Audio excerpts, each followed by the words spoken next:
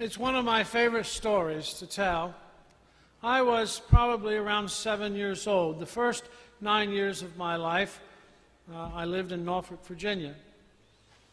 And I have an older brother, 2 years older, so it would make him do the math, 9. And as a family, we went to a kind of amusement park, theme park for children, Treasures Island.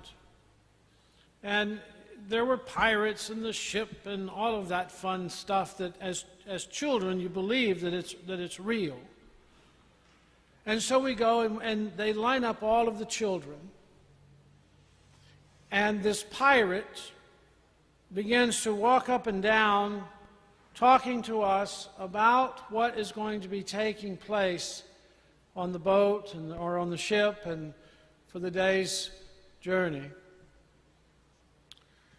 And then he says, but do you see that shack over there? And it's a shack. It was probably, it looked as a child like it was just 100 miles away, but it was probably just about 100 feet. And he said, before we can go on that boat, before we can get on that ship, somebody has to go into that shed, that shack, and wake up Blackbeard the pirate. He is the meanest, the nastiest, the vilest pirate ever. Who's going to do it? And he comes and he stands right in front of me. And he's looking down at me. Have you had one of those moments where you just can't breathe?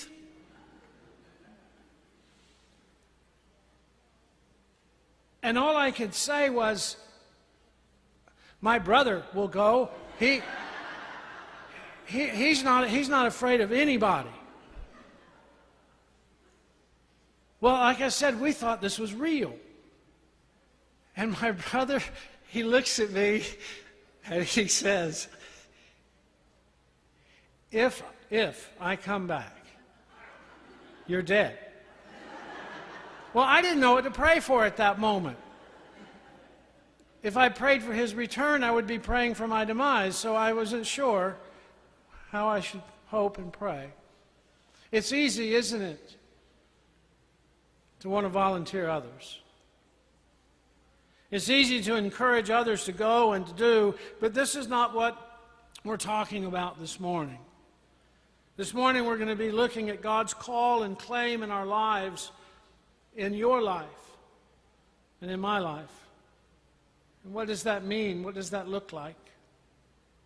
And what better story than this one that's before us this morning, the story of Moses. Moses was born a Hebrew, but because Pharaoh was going to have all of the male children killed, he enslaved the Hebrew people. And Moses' mother couldn't bear the thought, and so they put Moses in a basket. And Pharaoh's daughter found the baby and took the baby home and raised the baby as her own.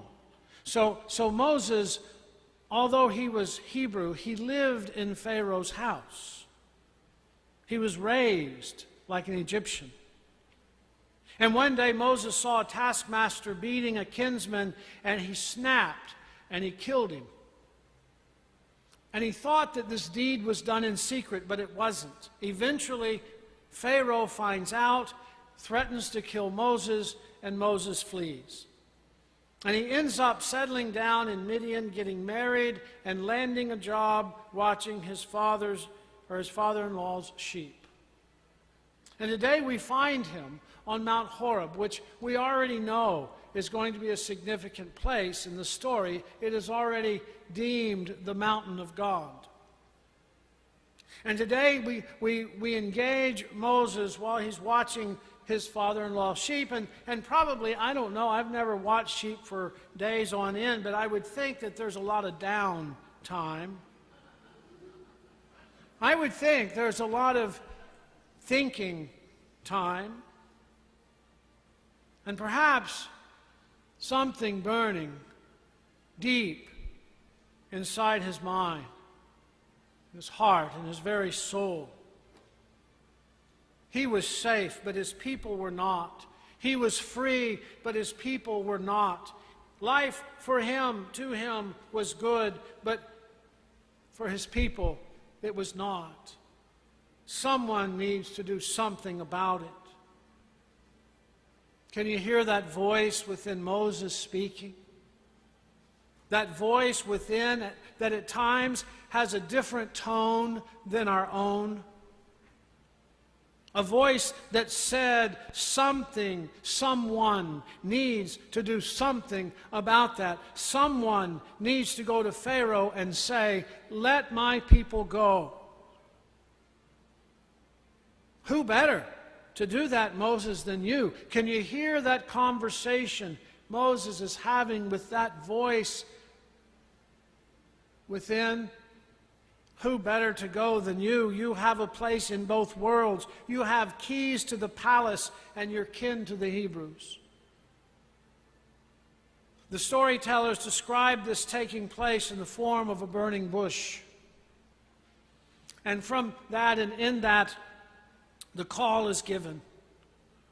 And as the story begins to unfold, we find Moses has serious doubts taking place within him. Doubts about himself, doubts about his abilities, doubts about God. Moses begins to say, no, not me. No, Lord, you know, I stutter all the time. Now, I'm not good. I'm not the Aaron. Now, Aaron, my brother Aaron, he'd be good. He can sing like an angel. He can talk like a preacher. You would want him. He would be not me. Not me. Conversation continues to take place. And finally, like my brother who said, "If I come back." Moses is having this conversation and says, "Okay, big if, God, if I go, and they want to know your name, what do I tell them? I mean, why would they even believe me?" And finally, God says, "What do you hold in your hand, Moses?" And Moses says, it's a rod. So throw it down. So Moses throws it down, and it turns into a snake, and Moses becomes very fearful of that snake. And God says, "Pick it up by the tail, Moses." And Moses says, "You pick it up by its tail." Well, I don't know if that's what Moses said. I know that's what Moses thought. You asked me to throw it down, it became a snake. If you want it picked up, you pick it up yourself. Pick it up, Moses. And he does. And in the song Moses by Ken Medema, it's an amazing piece of music that's about this story. Ken Medema, he writes, "Smoke in bushes, it's a rod again." It's a rod again. And that rod, do you see what's happening, Moses? Do you understand what's taking place here, Moses? That rod would eventually strike a rock and water would come. That rod would touch the water's edge and the seas will part. That rod will strike Pharaoh dead. That rod will be an instrument of letting my people go. That's what happens, Moses. When you throw what you have, when you throw what belongs to you, when you throw what you possess, and you throw it down to God,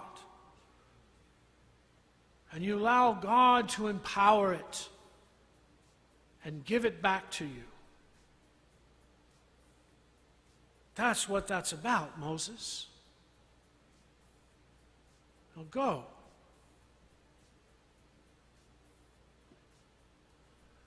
It's a wonderful story. Wow. And as we look at this story, as all of the other stories that we have in our scriptures, I think one of the most incredible questions to ask is, so what does this story have to do with me? What does this story have to do with you? Well, again, let's think about Moses sitting on that mountain kind of all by himself in the quiet. It certainly allows discernment, there's that word, discernment, to take place. Trying to figure out what God is calling us to do and how we're being called to do it. And I think we have made it so hard. I think we've made it so mysterious. But really, in essence, discernment is the process of just stepping back, of taking some intentional time, spending that time with yourself and with God and listening very carefully. It's listening to your life and having love speak back. Having God speak back. And maybe for you, because it hasn't been for me, maybe I've never experienced a literal burning bush in my life. One that burns and is not consumed, much less one that talks. So it might not be that kind of a burning bush, but I know I have, and I know you have had that burning, that yearning, that burning desire, that longing, that persistence, that continual somebody needs to do something about this kind of burning within.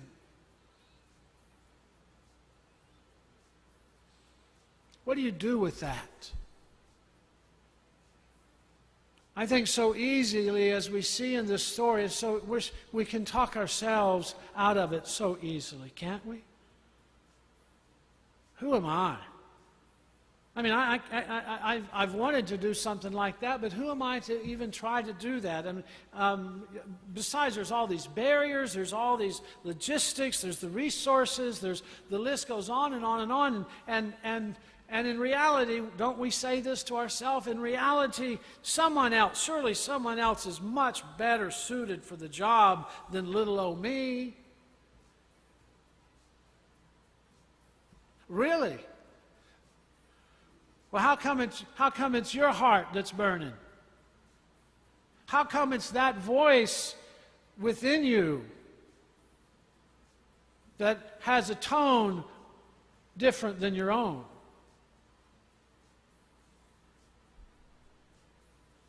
Fear and doubt, this yearning, this longing, fear and doubt can overcome our passion, and it can douse the flame, that burning call that's within. Other people around us do that. Oh, you don't want to do that. That sounds like, why would you want to do, don't do that.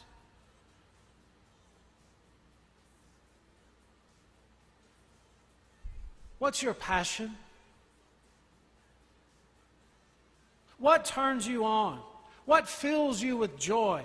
What floats your boat? What lights your life? And how can you use that for good? How can you use that for God? How can you throw it down so that it can be empowered, so you can pick it up? What's your passion? I want to show you a quote by a theologian and author by the name of Frederick Buechner. He says this, he says, vocation, because this is what we're talking about. Vocation is the place where our deep gladness meets the world's deep need.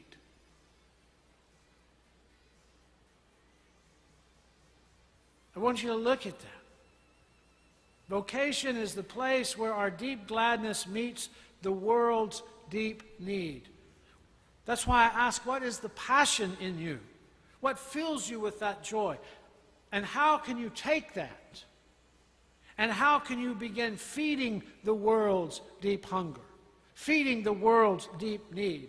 How can you take your passion and give it back to the world in a way that heals the hurting, that feeds the needs? And when we come to that place, I'm telling you, when we come to that place, when we come to that intersection between our deep passion and the world's deep needs, when those meet, it is time to take off our shoes, because we are standing on holy ground. That becomes a holy ground, a holy place. Another quote, it's much longer. I came across it this week. John, and his name is not easy for me to say, Magabdab.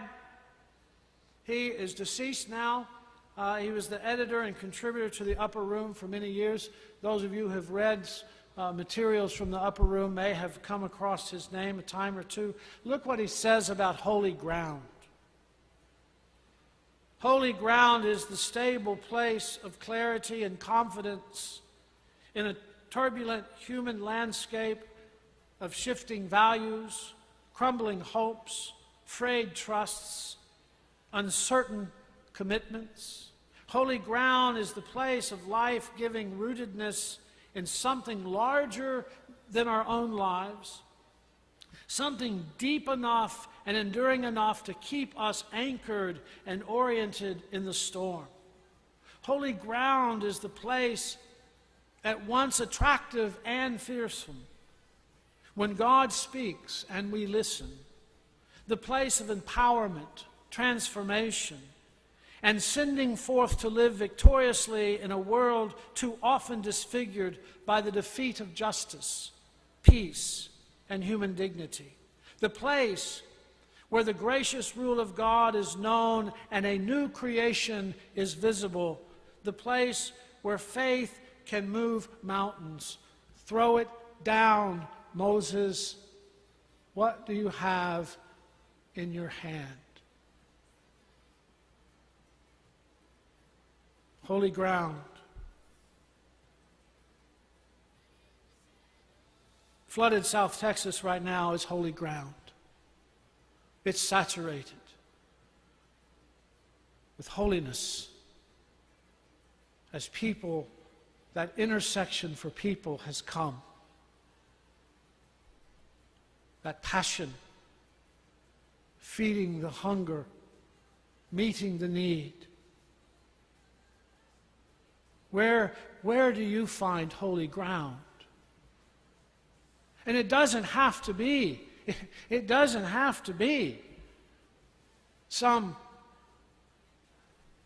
next door.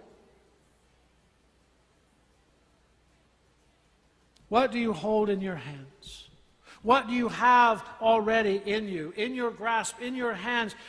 What is it that you already possess that you're willing to trust God with, that you're willing to throw it down so God can take it, and God can empower it, and God can and will equip you and give it back to you?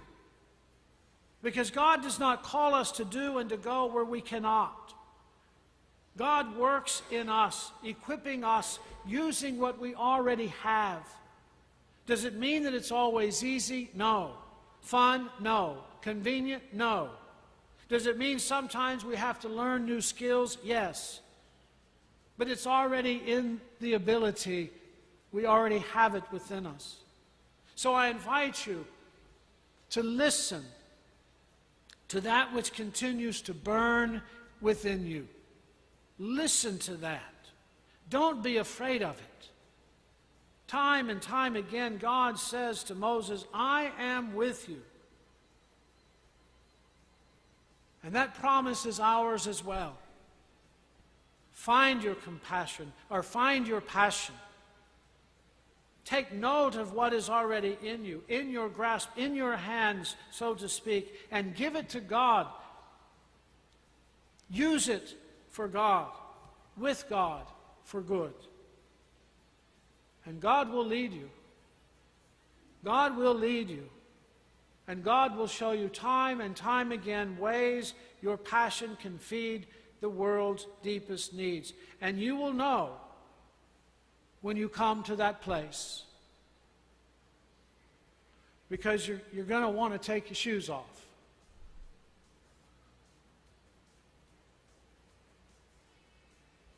Amen.